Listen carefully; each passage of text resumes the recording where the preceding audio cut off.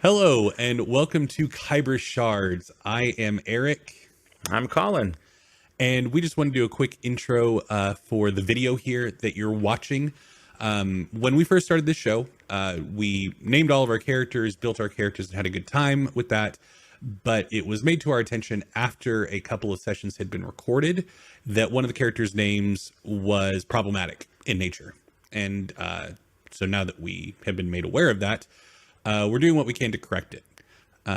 It's just an unfortunate situation. Comes to fantasy names. You kind of think that the world is available, infinite possibilities, and the world being what it is that we actually live in. There's a lot taken up by things that we don't want to support or be a part of, and that's where we find ourselves. And so, with nothing but an upbeat and cheerful attitude, we're making a course correction.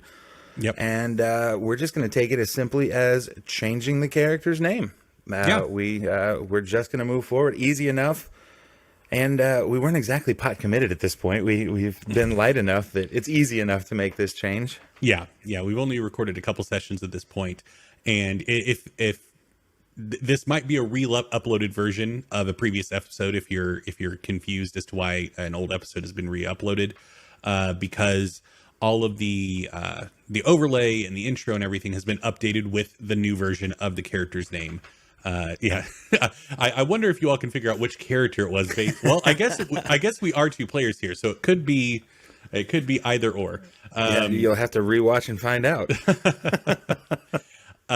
But the name is said frequently throughout the episode, and so we just wanted to include this intro to let you know if you are from a part of the world where this character's name is problematic, we are aware, and in future episodes it will not be a problem any longer. So thank you all for your patience as we continue to get our feet under us with this show. We do appreciate it, and yeah. The best thing that we can have happen to us as human beings is to learn, and this was a great opportunity for all of us in the cast of this show to receive an education, and an even better opportunity for us to show where we stand on things and being able to right what was an inadvertent wrong. So Absolutely. Here we go. Yeah. So thank you all for checking out the episode and watching the show, and hopefully we'll never have to record an intro like this again. Ever. I love the assumption that I plan subplots for my characters. That was what I read when I read that. I was like, more planning?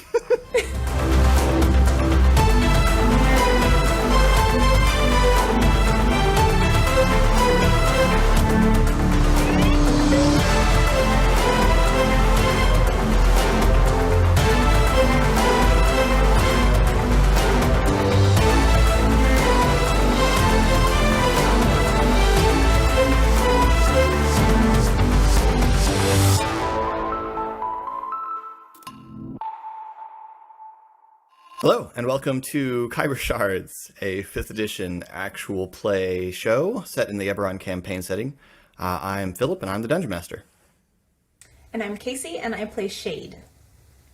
And this is another sort of extra episode. So previously we had done some extra episodes where we introduced our cast and their characters.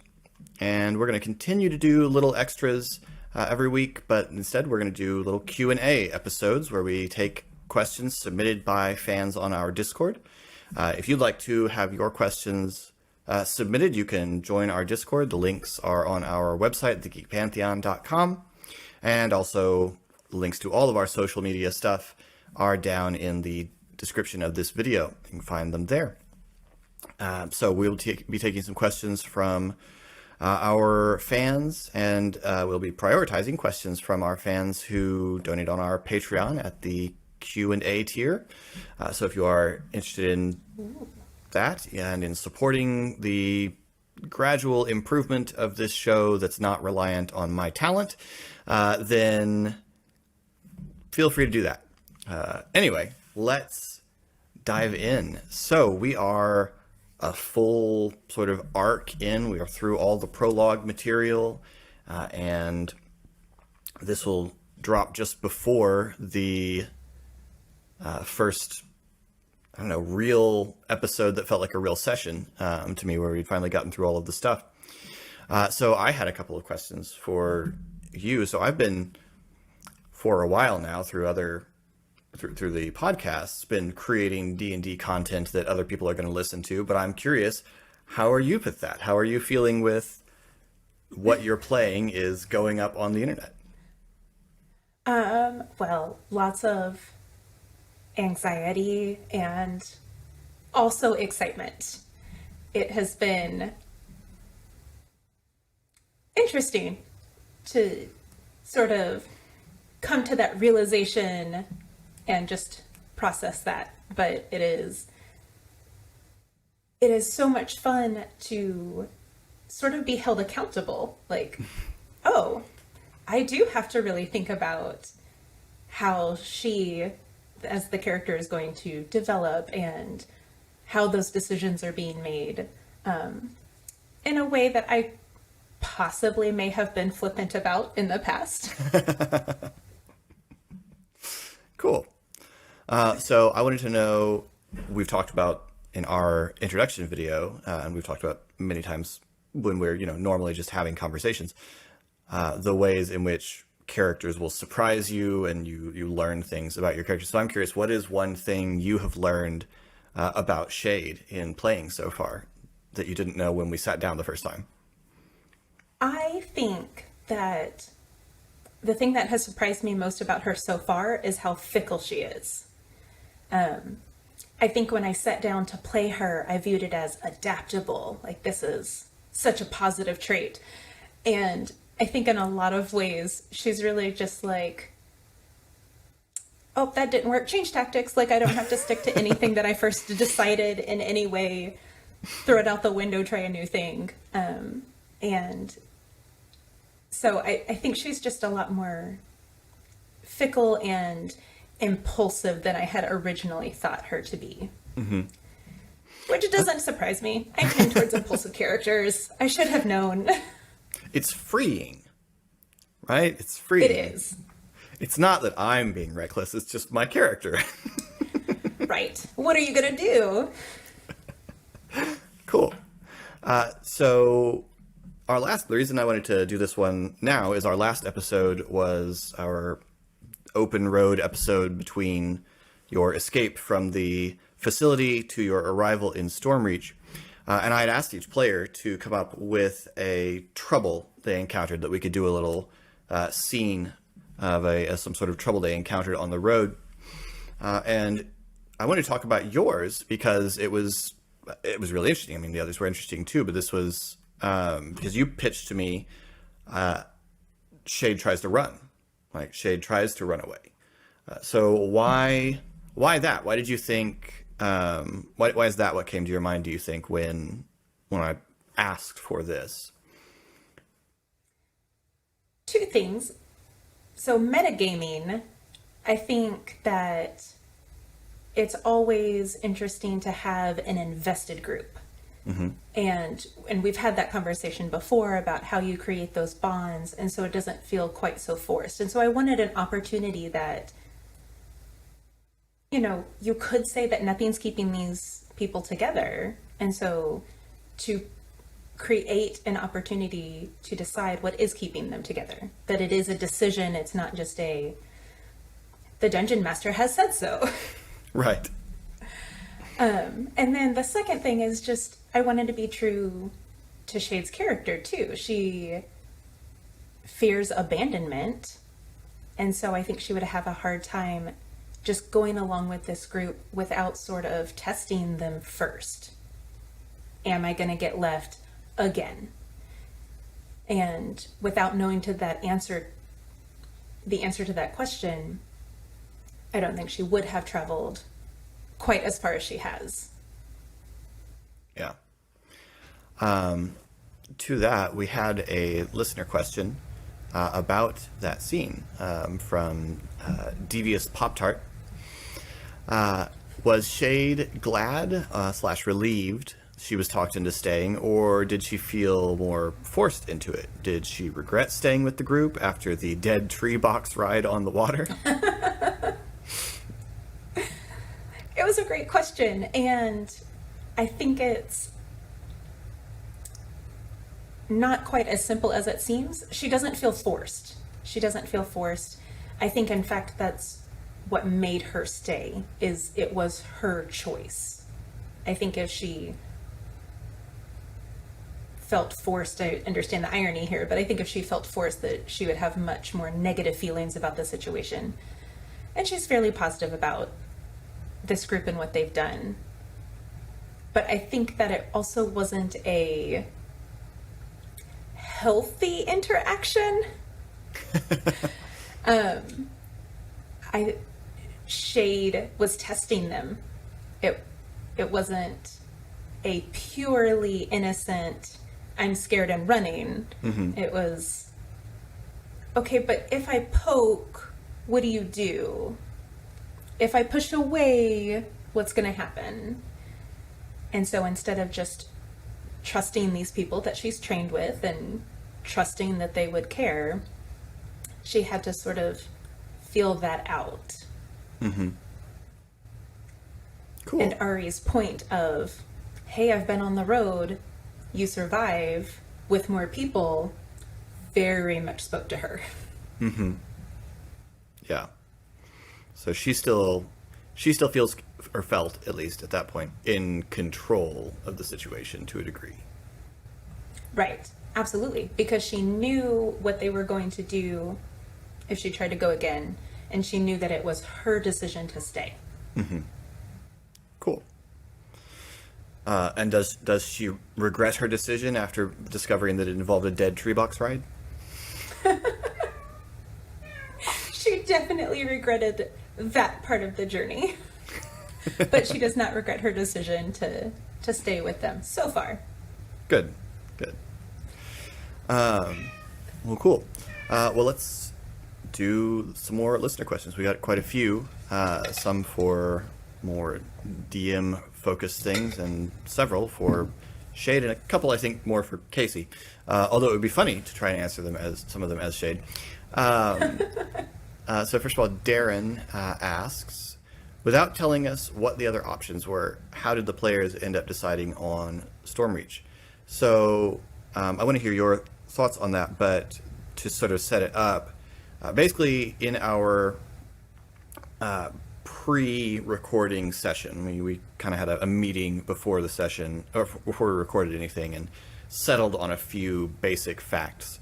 And one of those was I asked them where they wanted to sort of set the story. And so I pitched a bunch of different ideas. I know the first half of that question said without telling us the other options, but I'm about to do it anyway. I think I pitched Sharn. Sharn made a lot of sense. I believe I suggested the colony in Kabara. I suggested Greywall in Droam. And I think I also suggested the Lazar Principalities out in the Pirate Republic, in addition to Stormreach. And I kind of, because again, as most of you guys know, really only Eric is intimately familiar with Eberron among my players. And so I gave a quick sort of description of what the personality was of each of these places. And I sort of picked my list mostly as a place where it sort of made sense to lay low. And then I let them pick, and the group landed on Stormreach. That conversation wasn't recorded, so I can't go back and listen to it to remember what I said or what the group said. So I can't necessarily speak to everyone's reasons. But Casey, what do you remember about why you picked the place you picked, or what you were looking for in a setting? As you have already pointed out, Philip, I'm very ignorant about this world. And so relying heavily on the information that you provided and while looking at the map, it's just, less information to go on than, Sure. say Eric. But I was looking for shade somewhere close to trees. Something close to a forest would have been very important to her, and I think it would have been really hard to figure out how she would be convinced to stay somewhere that wasn't close to trees. And so I was looking for that. And then also, as a shifter with an aberrant mark, she is very outcast of society. And so I wanted someplace that at least our primary goal wasn't to hide the shifter. Mm-hmm. That wasn't the focus. Yeah. And so looking for a place where, although shifters are not popular and just everywhere, someplace that they do openly exist. Mm-hmm. Yeah. Cool. We had several questions from Laura. So Laura asked, what are the Rekindlers and what's their relationship with Blackwheel? So Casey, what are... I'm so excited to hear this answer too. So Rekindlers and and Blackwheel.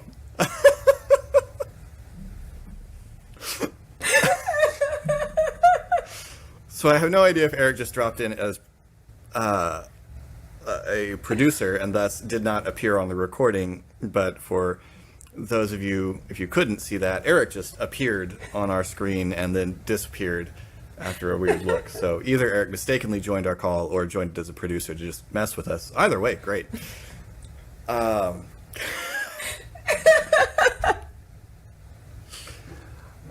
So Blackwheel is from the old 3.5 Eberron source books. As an organization, I've taken that and repurposed it. The Rekindlers came out of a source book, one of the source books that I mentioned in the introduction episode from the DM's Guild, Khyber's, or Curse of Khyber, or something like that, which you can find described and linked in our introduction video. As an organization that studies the aberrants, and with some more purposes that I don't want to get into in detail here because, you know, it might actually be story relevant. But they are a organization, at least in my campaign, they're an organization within the 12. They're attached to the Blackwheel program, or they were at least during the war, attached to the Blackwheel program to get an opportunity to study and train the aberrant members of these strike teams. The whole purpose of the program was, prior to the war, to get into a little bit of the world lore, prior to the war, the dragon-marked houses were bound by a big set of regulations that were imposed on them by the United Kingdom that ruled Corvair. But during the war, obviously, with the kingdom breaking up, the regulations loosened, and dragon-marked houses are sort of looking for a way to take advantage of that. And there's all this stuff lying around in the chaos that might be, you know, nabbed. Resources that could be claimed when no one's looking. Places that might be suddenly raided and have stuff stolen from them that could be blamed on spies from another nation. Basically, this was the dragon-marked houses participating in the war without participating in the war. Was the purpose of the program as it existed during the war. What has become of the program since our heroes left it is an open question that we haven't addressed yet in the story, but may yet come up. So the Rekindlers were a part of the Blackwheel program at the point we last encountered those programs. So that's hopefully some clarity there. Laura's next question for Casey, what were there any other character concepts you considered before settling on Shade? That sounds like a really strict yes or no question, Casey, and I think then we can just move on, right? Yes, I definitely simplify things super well. There were dozens of character concepts before settling on. In fact, I think the night before our recording, Shade was not a shifter at the time. It was, yeah, shifter was last minute. Ranger was decided pretty early on, or at least earlier. Mm-hmm. my immediate go-to, as always, is a healer. That is what I am drawn towards. And then after dismissing that because of wanting to play something different, wanting to play something that was very nature bound. And so Shifter Ranger fit that very well. Although Aasimar was what I was pretty convinced of before choosing Shifter. I remember Aasimar, and I remember, did we talk about a Genasi, or is that a different campaign that I'm thinking of? No, I think I also consider Genasi. I found some very, very cool Genasi art. You did and find some was very like, cool Genasi art. I remember that. That was awesome. This is the character I want to play. And then it just shifted wildly from there. Shifted. Thank you. Cool. Yeah. No, I totally get that. I'm always that way. I have always 6 or 8 character concepts floating around in my head that I'm like, next time I create a character, it's going to be that. And then I get the opportunity to create a character. I'm like, oh, but I have this other thing. Right. So, yeah. Right. There's so many fun things. Yeah. Yeah. I mean, and you're committing for such a long, you're usually, I mean, unless you're getting into a one shot, you're committing for something of a long haul at least. And so how do you settle? Yeah, I get that entirely. That's such a great point, though, because you do have to think about those things of, is there growth available, or not is there? You have to build in the availability of growth and alteration to make a compelling character. Are you going to still pretend? Are you going to want to still pretend to be this person in 6 months? Right. Follow-up question then from Laura again. Did you take any inspiration from fictional characters or historical figures? I suppose the question is knowingly. I imagine we all constantly do it unconsciously, but... Right. And it's so hard to separate what was discussed versus what actually inspired who Shade is. RA and I discussed, again, probably dozens of different characters once I settled on super specific of nature tide. We discussed lots of different characters, and then as I figured out who Shade was, what tends to happen is we discuss a character and I think, oh, I like that particular aspect. And then we discuss other characters with similar aspects. And so, unsurprisingly, Wolverine is one that came up. That concept of the loner, but also in constant community. And I like that concept. We talked about Wolfsbane. And then we also, in hindsight, I think she is kind of similar to Ari from the Kingkiller Chronicles. And I don't recall if we discussed that in designing her. I don't recall us discussing and designing her, but I think she is. She actually is. She actually is mostly based on our oldest cat, Kilala.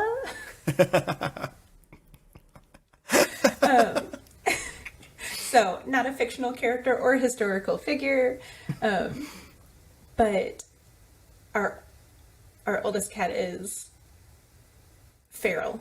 She just is a feral cat, and so I liked this concept of she's really sweet to the people she knows and that she's known for long periods of time, but she will turn on you on a dime. I like that. I like the, in hindsight, I realize I created this character. That happens to me in the game that RA runs for us.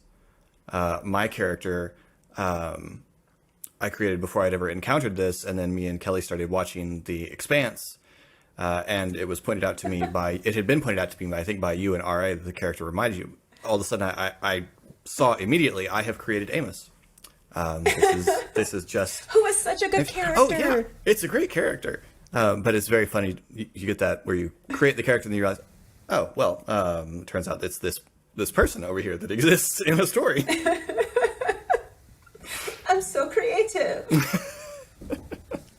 No original ideas, right? Right. And then, lastly, not about shade, you mentioned playing a lot of tabletop RPGs and board games. Which ones are your favorites? There's so many options. I saw that question and went to the game closet and was, what category? Cooperative or competitive? Right. Or what time limit are we looking at? I think that typically my go-tos, Pandemic is such a good game. Yeah. Pandemic is such a well-balanced, fun cooperative game, and that's probably one of my favorites. It's definitely the one I suggest to people who haven't played many board games or are starting to get into that realm. Yeah. It's accessible and fun. And then Betrayal, so weird and chaotic and fantastic. I think I'm ready to do that again. We played through Betrayal Legacy, and I think it but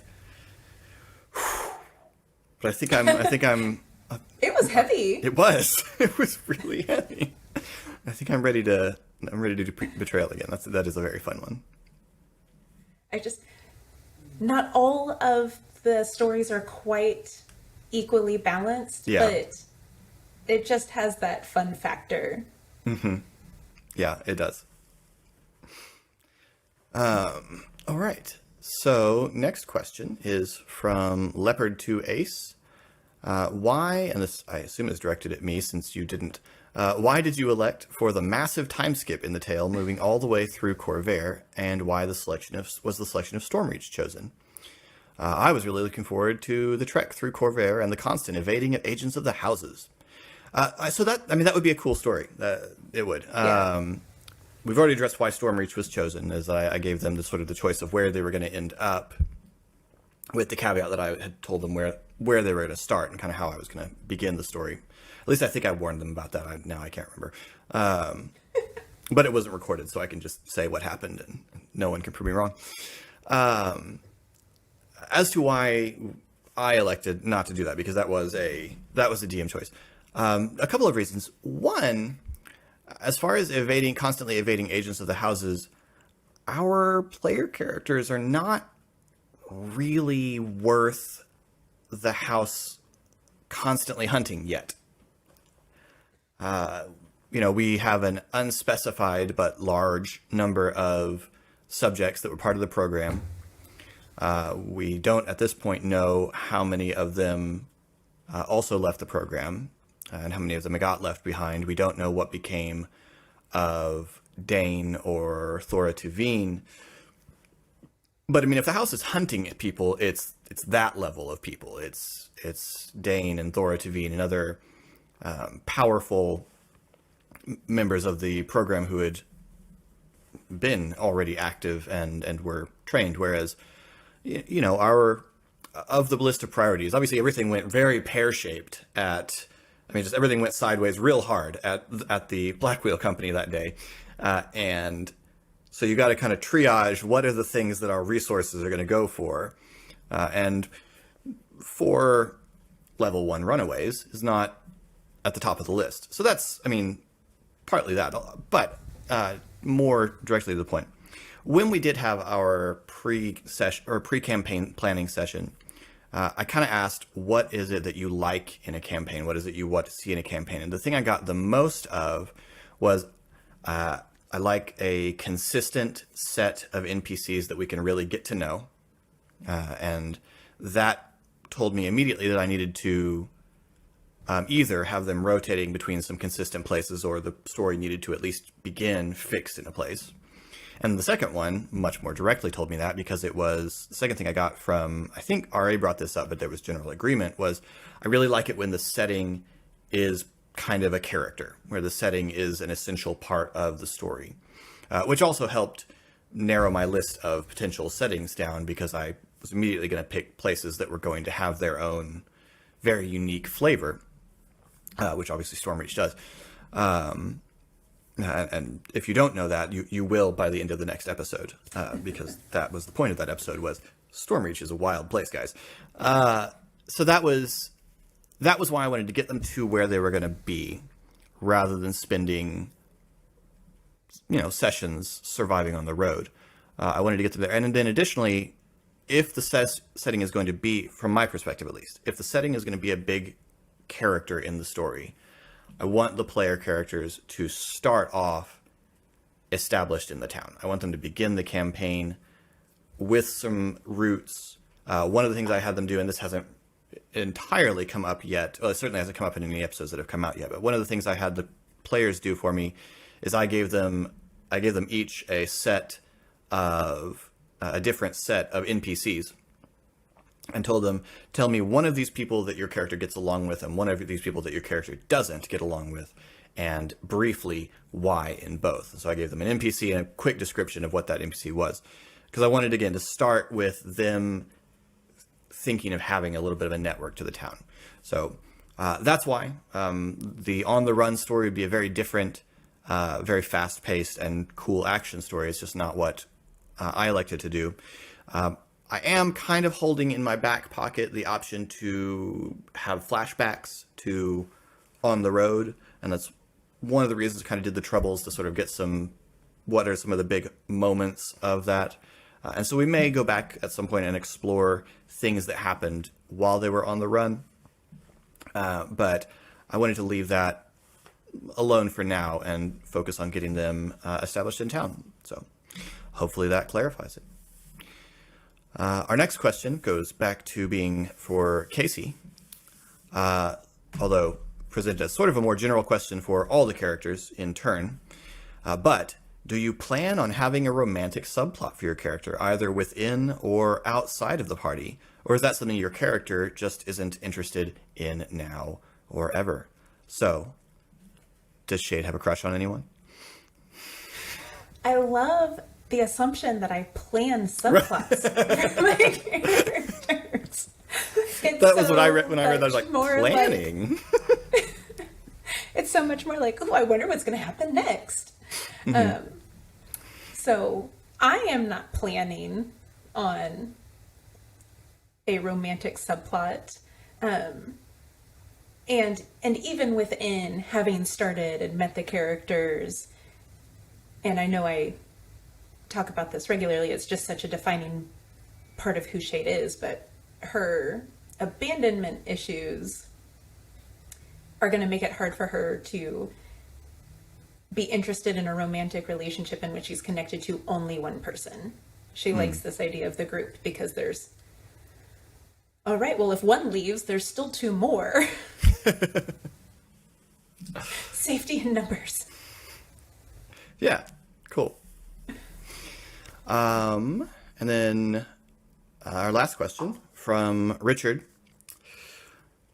If RA and Casey cross into each other's screens, will all life as we know it stop instantaneously and every molecule in our bodies explode at the speed of light? Well, in very careful laboratory conditions, we tested this, and we're all still alive. So apparently... As far as we know. That's true, unless we've just transferred into the Matrix, or our brains are in jars, or the universe is created by an evil demon, or, any of these other philosophical conceptions you have. As far as we know, it is safe for RA and Casey to cross between one another's screens, but we'll probably try to keep it to a minimum just for the security of all life on the planet.